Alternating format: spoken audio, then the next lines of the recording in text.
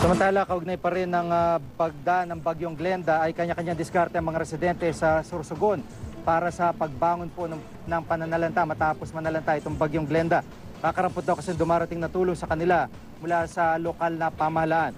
Ang isang lalaki roon ay mag-isang itinayo ang kanyang nasirang bahay mula sa natirang piraso ng kahoy at mga napulot niyang pako. Di bababa sa 60 pamilya na nawalan din ng tirahan sa Bulan, Sorsogon. Idinadaing na walang dumarating na tulong sa kanila. Tila wala naman senyales ng pag-aayos sa mga eskwelahang nadagana ng mga puno. Kaya tsak na matatagalan bago muling magkaroon ng klase doon.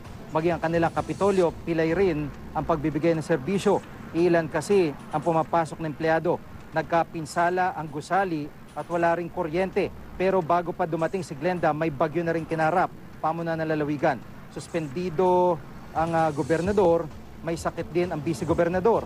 Kaya first board member nagpapatakbo ng Kapitolyo. Nangako naman ang acting vice governor na gagawin ang lahat na makakaya para makatulong sa pagbangon.